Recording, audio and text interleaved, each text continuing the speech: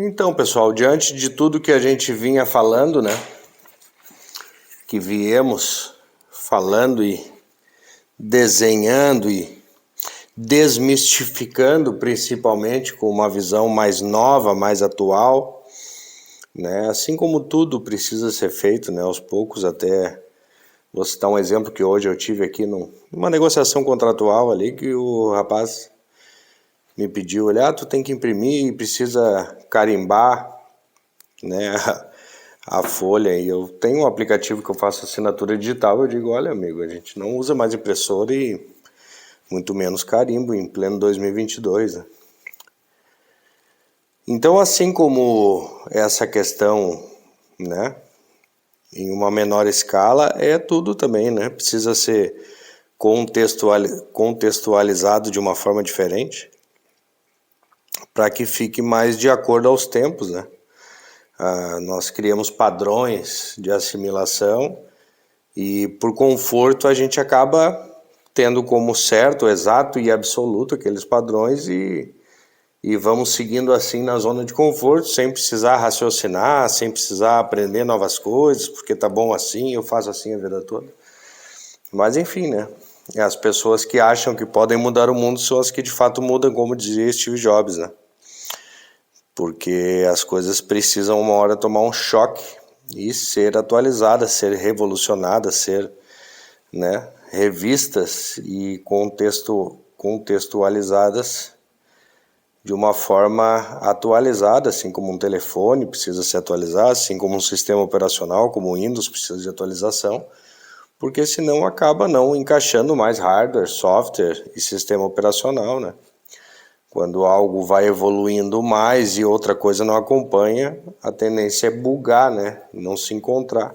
E aí, em se tratando de psique, mais e mais transtornos vão surgindo, né? Então, a questão que a gente precisa definir hoje é o choque de realidade, certo? Para todo e qualquer transtorno, para toda e qualquer dor existencial, drama, né? Ou como muito usado hoje em dia, mimimi, nós precisamos assimilar uma equação, né, de realidade absoluta e extrema, né? Partindo de um pressuposto de uma raiz existencial, natural e selvagem, né? Então, eu acredito que dentro do choque de realidade nós temos que irmos ao extremo de entender a nossa insignificância para com o todo, certo? Porque no momento que tu assimila de forma externa questões e condições é onde os transtornos e outras coisas mais vão se ocasionando e se oportunizando, né? Dessa brecha que tu vai deixando. Então, precisamos nos olhar como seres selvagens, né? Seres naturais que têm uma missão predestinada no genoma, que é multiplicar. Eu até costumo ser um pouco mais brusco. Aqui estou tentando me importar com as palavras, mas sinceramente, para ir direto ao ponto, muitas vezes eu uso, tu não passa de um defecador, criador de adubo, que possui um órgão reprodutor no meio das pernas para multiplicar e manter o ecossistema funcionando. O que tu inventar de maneira externa, além disso, é só ilusão. Vai te iludir como tu quiser. O amor, 3 anos de ocitocina, que nós temos pré-programado dentro do genoma com o intuito de nos fazer multiplicar. Aqui fora, no externo, a gente chama de paixão, amor, enfim, eu amo ela, eu amo ele, e ali gera um monte de transtorno, e complexo, e frustração, e perda, e ciúme, e obsessão, e compulsão, e possessão, né? Porque foi assimilado de maneira errada.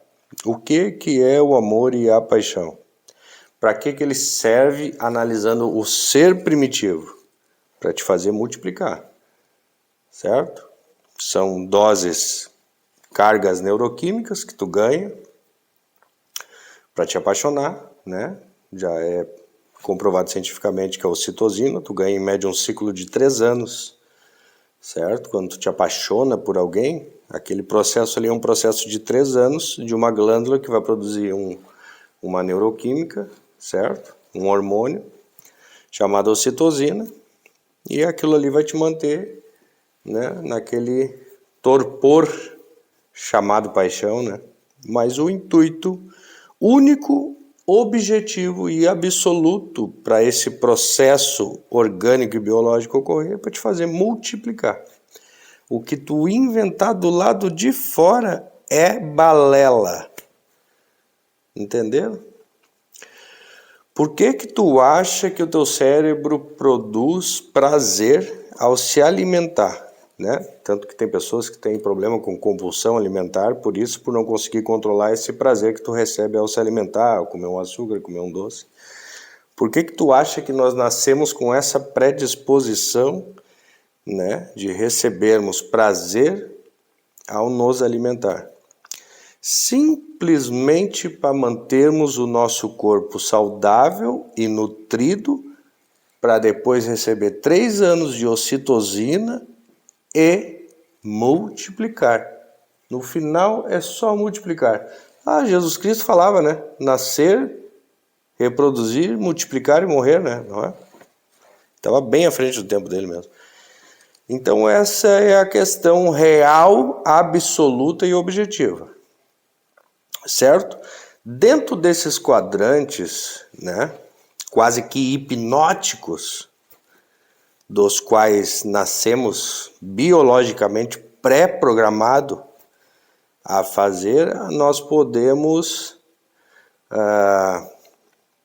aprender artimanhas de nos moldar, nos defender e aproveitar alguns desses quadrantes neuroquímicos, nos usufruindo deles, para que nos faça ter algum ganho objetivo, né, na nossa questão pessoal, certo? Cumprindo com o nosso dever hipnótico constante no genoma, mas ao mesmo tempo também conseguindo transcender, né, a própria sapiência, se olhando de fora, que é a questão da intuição, né, que é um processo que existe natural dentro de nós, né, do qual é destinado a fazer com que a gente desvie de perigos, riscos, e encontre alimento ou uma